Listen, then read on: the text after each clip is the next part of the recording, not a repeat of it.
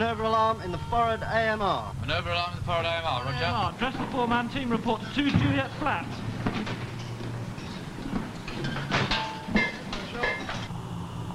Watch Bureau. Fire reported in the forward AMR. Alternative electrical supplies are now available to all weapon systems.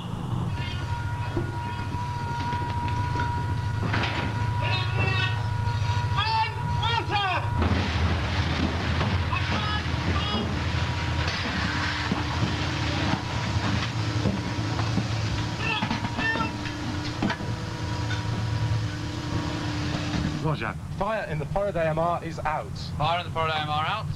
HQ1. The fire in the forward AMR is out. Return and stow all gear. That was a damage control exercise on board one of the Navy's latest Type 22 frigates, HMS London.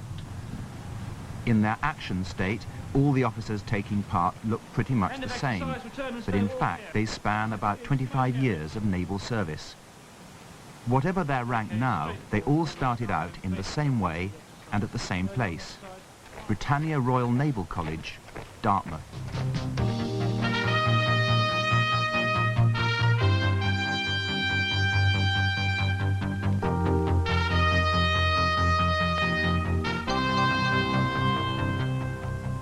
When you actually arrive at Dartmouth, the first sort of impressions you get are of the quarterdeck and the corridors.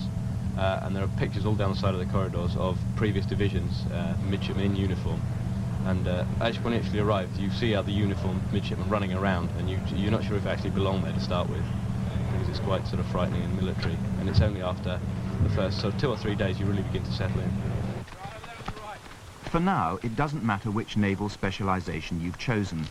Seaman officer, supply officer, engineer, instructor or aviator, everyone follows the same course for the first term, and for the first few weeks at least, it is hard.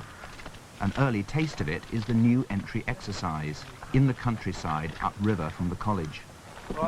For many, whether straight from school or university, this is the first experience of living in close company and having to do things as a team. The first term also features professional training, like boat handling and navigation. In navigation, you start from the very beginning, looking at the chart. You go then on to basic visual fixing, where you use a Polaris on the deck. You're going for course make good, okay? Don't forget the... Dartmouth is also equipped with the very latest teaching aids. These computer-based training programs can offer realistic simulation of the kind of problems the officers under training will encounter later on as watchkeepers. The software is designed to take the student through a range of options leading to the proper course of action. Along with decision-making comes leadership. During your initial period at Dartmouth, you do things called practical leadership tasks in and around the college, and these involve you leading a group around. For example, you're given a task where you have to get your men and your equipment on top of a roof, and you're given a large sort of piece of rope and perhaps a wooden log, and your task is to get them on top, and you're assessed on your leadership ability rather than how you actually carry out the task most of the time. The progress of every officer under training is continually monitored by the naval and academic staff, both formally and informally. I want to speak to Nick actually about one of these particular... Brown, I'm concerned about him. He saw me on Monday last, and I'm not too happy that he's making the right sort of progress on the physical side and the output side. What's your view? And even at divisional dinners, which are mostly for pleasure, there is the element of learning about the Navy, its conventions and its customs. Towards the end of the first term comes the PLX, the Practical Leadership Exercise. 72 hours on Dartmoor in any weather. The PLX was the 3 worst days of my life, with the rocks on the stretcher and the rain, but I'm sure in retrospect I can look back and say I learned something about it. If only not to give anyone under my command as hard a time as I was given. But no, it was okay. I think I learned from it in retrospect. You never really realise you are when you're doing it, and you just got to trust the people that are teaching you that it's for a good reason. The reason, apart from encouraging physical fitness, is to probe the resilience and mental strengths of each man, and by doing so to develop his potential as a naval officer. In these circumstances, only the very hardy are able to contemplate the future, the second term, and the rigours of the Dartmouth Training Squadron.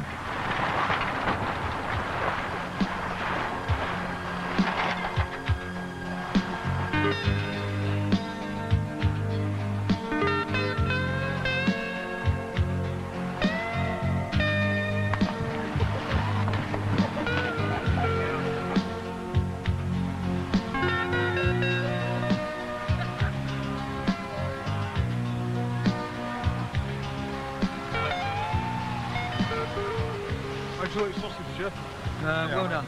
We're all well done on here. In spite of appearances, the second term at Dartmouth is not spent on holiday in exotic places. Home, for 8 weeks, is a ship of the Dartmouth Training Squadron, with about 100 young men from Dartmouth on board. One of the main purposes of this course is to enable the young men to live like sailors. One day, they'll have to command them and be worthy of their respect. In the Dartmouth Training Squadron, they share their lives and day-to-day experience, and also learn from them.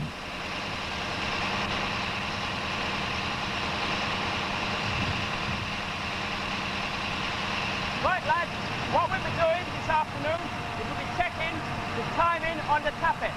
As soon as we make sure that the timing marks are in line, and we do that by turning the crank handle until it is in line. This is also an opportunity for everyone to have a taste of everyone else's specialisation. So supply officers will find themselves in the engine room, and seamen and engineer officers will spend time helping out in the stores and learning the naval supply system at the same time. We carry approximately 43,000 irons. If you look behind you, you'll see that the 0559... Possibly a spanner, please, at draw 251. Yeah, sure. Mr. Mackay, you want to do this issue? Okay, Peel. Remember, we're looking for draw 251. So what I want you to do is take a range off the nearest point of land and then take visual bearings off the 2 radar masts that you can actually see down off Vero Beach. Everyone, seamen, supply and engineer officers included, will put what they learned in theory back at Dartmouth into practice here, finding out perhaps that the only visible features of the Florida coast are its hotels. From Puerto Rico to Port Canaveral in Florida and on to Nassau in the Bahamas. The time ashore, though enjoyable, is part of the training too. Visiting British ships have adopted the Nassau Children's Emergency Hostel with task forces of volunteers spending the day doing essential repairs and the evening giving a party for the children, many of whom are orphans or who have been abandoned. Right, this is special.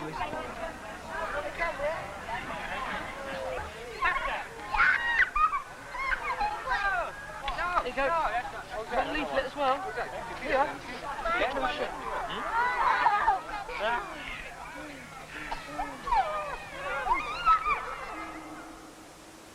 Another kind of social work is also a feature of port visits. 1, 2.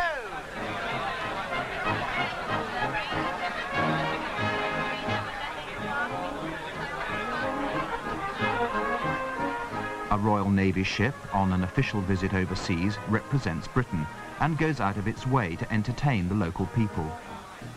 The officers and the officers under training on board are an important part of the impression she makes. But most officers find the task more of a pleasure than a duty. Dartmouth is the introduction into the style and conduct and behaviour that an officer is expected to have as a junior officer in the Royal Navy. Dartmouth is not there to train captains of the future, although some people who are there as midshipmen or sub-lieutenants will be captains of the future.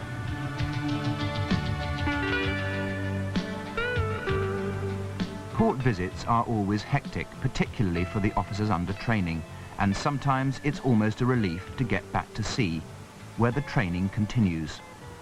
Port, turn. Continue turning, midship.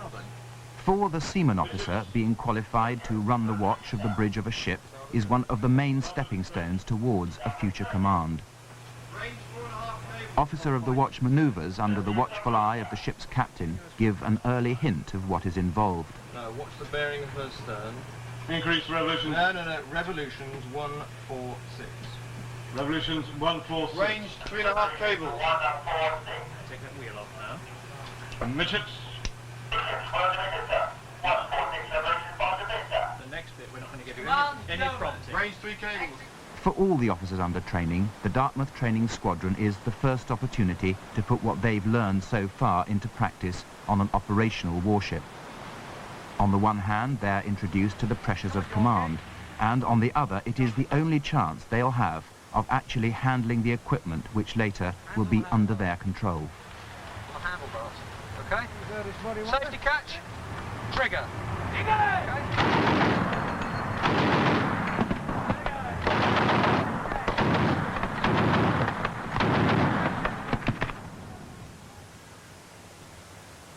On return from foreign parts to Dartmouth, the graduates and engineers go to fleet training, and the sponsored undergraduates to university.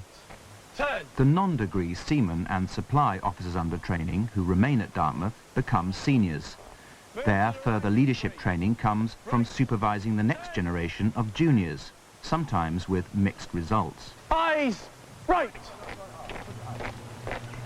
Eyes front.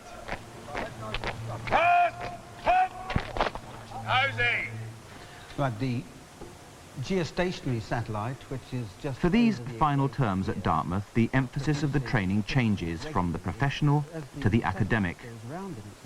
The range of subjects and the level at which they're taught prepare officers for the wide scope of their future jobs. And on this screen here, that arrow marks our position. Well, as a warfare officer and as the ship's operations officer, it's quite important I have a good technical base for weapon systems and sensors. And the grounding in the engineering sciences at Dartmouth certainly starts that process.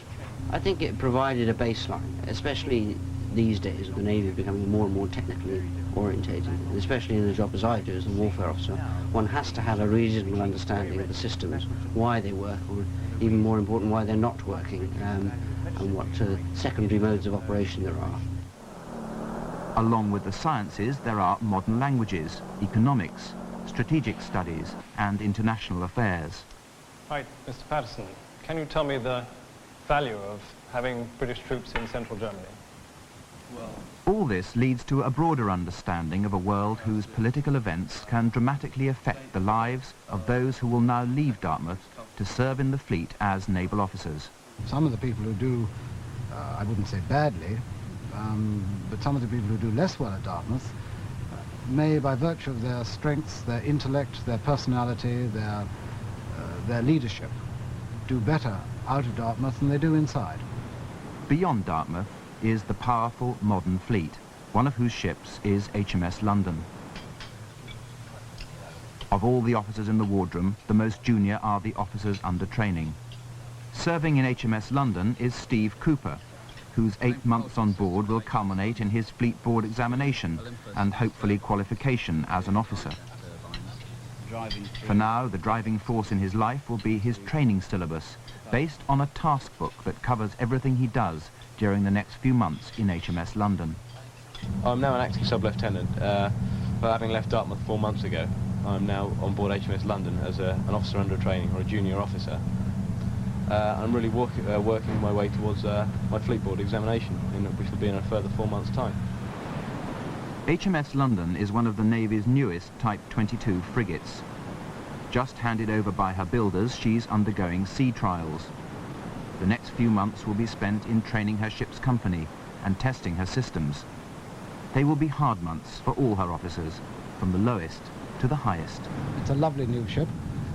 It is full of exciting bits of machinery and sensors to play with, and I don't say that in a sort of a warlike sense, but in a fascinating professional sense. And it's also full of nice people. HMS London is driven by and depends on a vast number of mechanical, electrical and electronic systems. The Olympus gas turbines that provide the main propulsion of the ship, the heavy electrics and all the supporting mechanical systems such as air conditioning are the province of the Marine Engineer. The Deputy Marine Engineering Officer is Lieutenant Alan Dennison. We cover every form of service on board the ship. Every inch of the hull comes under my responsibility through my shipwright, and every item of electrical or mechanical equipment is in some way looked after my team. Well, every ship is like a small city, and as a result, everything that you would find in a city or a town, you would find in a ship. We have to bake our own bread. We have to produce our own ventilation. We don't get natural winds blowing through the ship. Everything is mechanically driven, and as a result, we require people to look after those services. One of the pieces of equipment for which Alan Dennison's department provides the hydraulic power is the winch which holds the towed array sonar, one of the ship's key systems. In charge of the sonar and all anti-submarine systems is Lieutenant Commander Jerry Byrne. Currently we're carrying out one of our sea acceptance trials. This particular trial is the testing of the towed array system deployed astern of the ship via the large winch. What we're doing at the moment is proving that the whole system works, that we can deploy and recover the towed array at all sea states, the varying of ship speeds, and once it is out that we can tow it safely, both the equipment and personnel at the stern of the ship. I'm the Principal Warfare Officer, brackets, underwater. I'm a watch-keeping warfare officer, but my specialist area of responsibility is for underwater warfare. Well, Pierre, what do you think of this contact? My main role is to oversee the operation of this sonar with my experts on board, detect submarines at good range. From that we can pass on that information to the attack platforms, the Lynx helicopter, Nimrod aircraft, to carry out a successful attack long before the submarine ever gets to within a problem for us.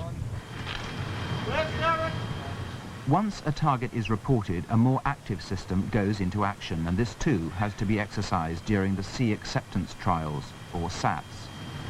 This is the SAT Air, at the centre of which is HMS London's Lynx helicopter. The flight commander on board is Lieutenant Neil Yates.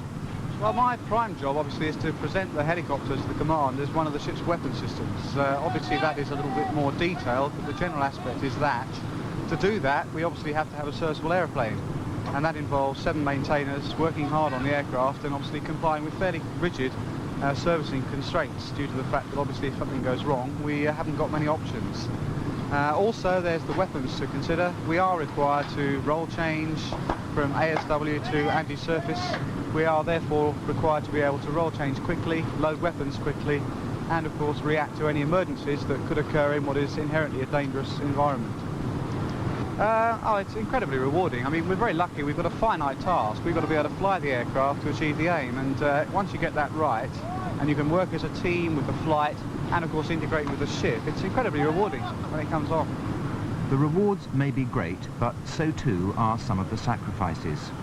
Long periods away from home, separation from families. I think the only answer is that you cope, you adapt, and obviously it's much better if your family is used to adapting as well. But you cope by regular writing, and the Navy makes a definite attempt to make sure you get regular mail. Particularly when far away, the ship is a home from home for her ship's company. Down here on what is called the Burma Road, there are people working, eating, sleeping.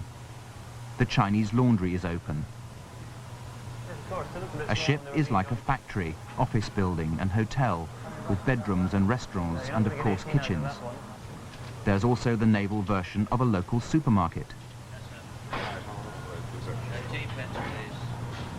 Thank you very much. Here you go, sir. Thanks very much. As warships go, this is a fairly spacious one, but the more junior you are, the less space you get. One of the most junior officers on board is Sub-Lieutenant Rick Marshall. Well, as one of the most junior watchkeepers on board the ship, I get one of the smaller cabins, and this is it. And when I'm not on the bridge watchkeeping, or in the operations room, or eating in the wardroom, this is where I live. I sleep, wash, my clothes all here, and I have my office here, which has its advantages because I don't have to go very far in the morning to get to work. But along with all the other officers on board the ship, I am a division officer, and that means I have responsibility for 14 junior rates. I'm responsible for their welfare, their training, making sure they achieve certain tasks in a certain time. If any of them have any problems, be it financial, marital, career, just generally feeling hacked off of the service, they can always knock on my door and come in and talk to me.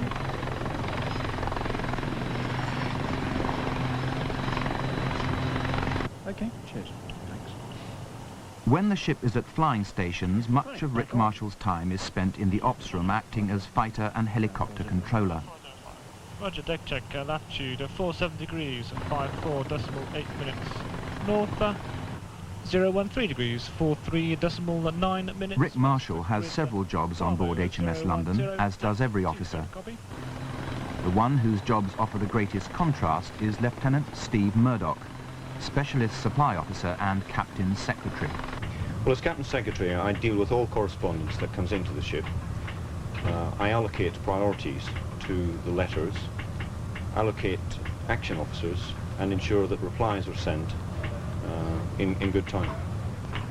I joined London, HMS London, when she was building in Yarrows in Scotland, and I've remained with her through the safety operational sea trials that we've just had. Before that, I was in Naval Party 2010, which was a support naval party on board an RFA in San Carlos Water in the Falkland Islands. Before that, I was again in Scotland with Captain SM3 as his squadron secretary in Paz Lane. In addition to all the admin and support services that he provides, Steve Murdoch is also the flight deck officer, running the flight deck at flying stations and getting the links safely airborne.